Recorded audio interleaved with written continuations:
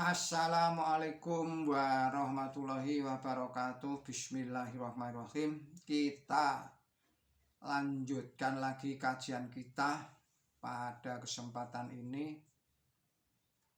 dengan judul Bahtera Nuh oleh Hadzarat Mirza Ghulam Ahmad Mujadid abad ke-14, diterjemahkan oleh H.M. Bakrun.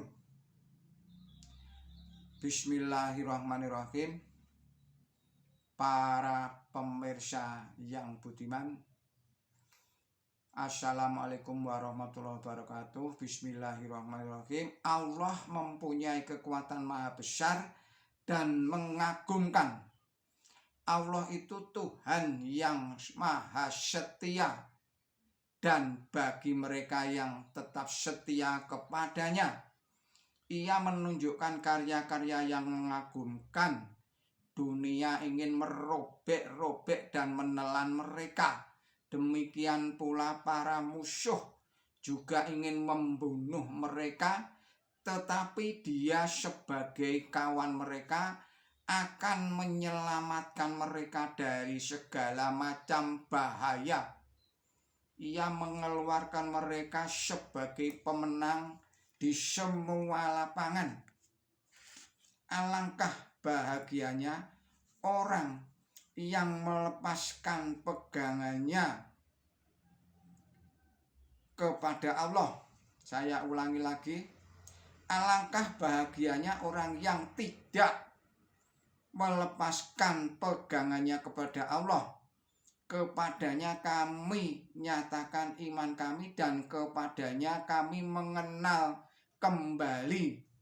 Dia ialah Tuhan yang telah menurunkan wahyunya kepadaku, yang telah memperlihatkan tanda bukti yang amat kuat kepadaku, yang telah mengutusku sebagai Masih yang dijanjikan pada abad ini atau abad ke-14. Tidak ada Tuhan selain Dia, baik di langit maupun di bumi. Barang siapa tidak menumbuhkan iman kepadanya, ia akan kehilangan kebaikan, kehilangan berkah, dan kehilangan bantuan. Aku telah menerima wahyu dari Tuhanku yang memancarkan sinar seperti matahari. Aku melihat bahwa Dia sendirilah Tuhan sekalian alam, dan tidak ada yang lainnya lagi. Alangkah kuatnya Tuhan yang kami jumpai, dan alangkah besarnya kekuatan yang Ia berikan, dan alangkah besar dan hebatnya sifat-sifat Tuhan yang kami lihat. Baik Dia tidak ada, bagi Dia tidak ada sesuatu yang mustahil, terkecuali apa yang berlawanan dengan kitab sucinya dan janjinya.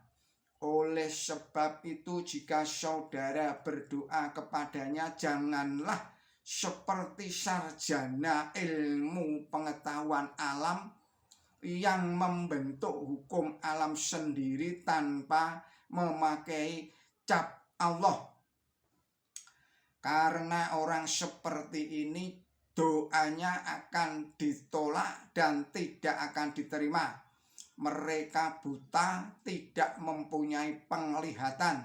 Mereka mati dan tidak hidup, dan di hadapan Allah Ta'ala mereka membentuk hukum sendiri, dan mereka menempatkan pembatasan-pembatasan atas kekuatannya dengan menganggapnya lemah dan tidak berdaya di luar pembatasan-pembatasan itu. Sudah barang tentu mereka akan diperlakukan menurut kondisi mereka. Sebaliknya, jika saudara berdiri untuk bersalat atau berdoa, saudara harus berkeyakinan bahwa Tuhan di kau itu berkuasa atas segala sesuatu. Hanya demikian sajalah doa saudara akan diterima dan saudara akan menyaksikan keajaiban kekuatan Tuhan yang telah kami saksikan sendiri. Dan ingat, kesaksian kami bukan atas dasar tutur kata, melainkan berdasarkan hal-hal yang telah kami lihat sendiri. Bagaimana orang yang tidak yakin bahwa Allah Ta'ala berkuasa atas segala sesuatu akan diterima doanya? Dan bagaimana orang semacam itu berani bermohon kepada Allah Ta'ala?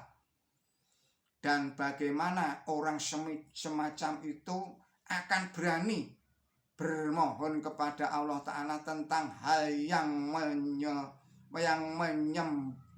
yang penyembuhan dan perubahan dikehendakinya? Pasti akan melibatkan pelanggaran hukum alam menurut pengertian mereka. Tetapi wahai orang-orang yang budiman, Tuhan di kau ialah Tuhan yang menggantungkan berjuta-juta bintang di langit tanpa satu tiang pun di bawahnya. Dan Tuhan yang telah menciptakan langit dan bumi tanpa memakai bahan apapun. Apakah saudara mengira bahwa untuk memenuhi kebutuhan saudara menjadi tidak berdaya? Sebenarnya salah pengertian saudara sendirilah yang menyebabkan saudara kehilangan berkah. Banyak sekali keajaiban-keajaiban Tuhan, tetapi ini pun hanya disaksikan oleh mereka yang dengan segala kejujuran dan segala ketulusan menjadi kepunyaannya. Dia tidak akan membuka rahasia keajaiban kepada orang yang tidak mempunyai kepercayaan akan kekuasaan Tuhan, dan orang yang tidak tulus dan tidak setia. Alangkah celakanya orang yang tidak tahu bahwa ia mempunyai Tuhan yang berkuasa atas segala sesuatu. Sesungguhnya surga kami ialah Allah, kebahagiaan kami yang paling tinggi ialah di dalam Allah. Karena semua keindahan hanya ada pada Allah saja. Harta berharga ini patut kita miliki, sekalipun harganya ialah nyawa kita. Dan inilah pertama yang harus dibeli. Sekalipun untuk memperoleh itu orang harus mengorbankan apa saja.